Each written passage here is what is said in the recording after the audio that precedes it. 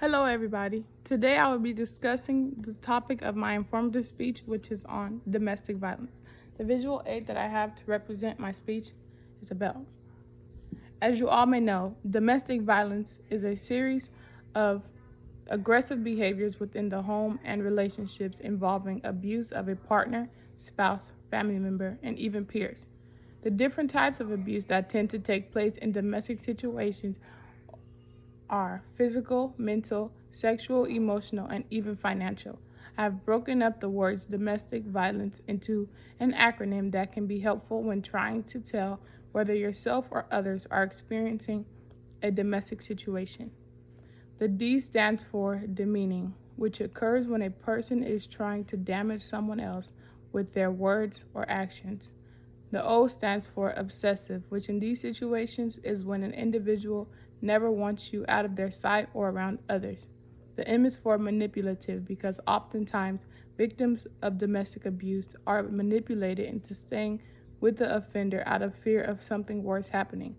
The E is for excuses, which is what the abuser seems to constantly come up with to try to rationalize his or her words or actions. The S is for submissive, in which a victim plays the role of allowing themselves to be overpowered, causing one to stand down. The T is for taunting, which is constantly performed by the abuser towards the victim. The I is for isolation, simply because it is when most domestic abuse takes place for the reason that no one is around to stop the altercation or protect the victim. The last letter of this acronym for domestic is C for controlling. A domestic abuser has a constant need of wanting to be in control of a victim in any way possible.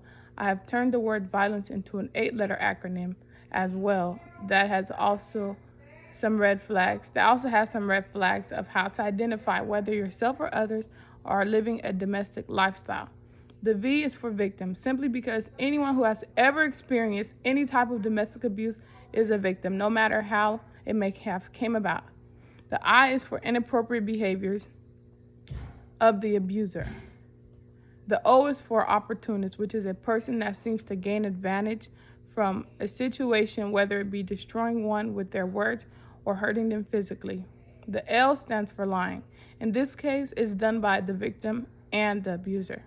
The victim usually lies to others about being in a domestic relationship to protect themselves while depending on the lies of the abuser's words of never doing it again. The E is for escape, which is important when trying to get yourself or someone else out of these problems. The N is for neglect.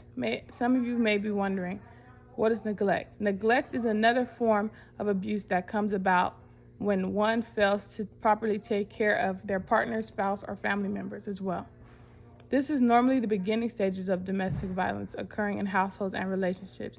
The C is for cruel, which is the exact behavior that is portrayed when an individual makes it their job to constantly hurt someone to feel better about themselves.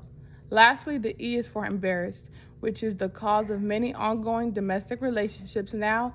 A lot of times, individuals in today's society are too embarrassed to talk to anyone about what is going on because they're too concerned of what others may say to them or that it is too late, and some people just don't know how to let go for their own good. This often occurs because they still care about their spouses, partners, and family members, that instead they just hope for one day that it'll all stop. I have been in several situations where I myself have had to help friends of domestic situations get comfortable enough to open up to me. In doing this, I found it was important for them to know I'm a safe person to talk to. And them knowing that I was a safe person to talk to without judgment, they began sharing with me and even notifying me when they were in positions of domestic abuse to where they needed to be picked up. With all that we have encountered in the past year with COVID, domestic violence rates have increased and many women have been forced to follow the stay-at-home order, which also means they no longer are able to escape the one person they were able to get away from before having to quarantine. According to healthhoward.org, women's ability to escape abusive situations reduced during this time. Friends of women who may have been previously able to help are no longer in the position to help due to social distancing regulations. The Nature Public Health Emergency Collection states domestic violence increases when families spend more time on summer vacations. Families spend more time together, like during summer vacations and Christmas. Unlike any vacation that we may dread, having to spend time with our family, COVID was like no vacation. We all were forced to change our lives and adapt to the new lifestyle that we had to follow from the government. While several individuals were excited about not having to go back to school in the beginning, for others this was their worst nightmare coming true.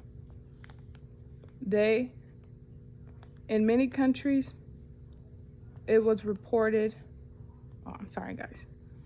The JMIR.org explains that in many countries, it's reported cases and series of needs to related family violence has dramatically increased by 25%. It has not been.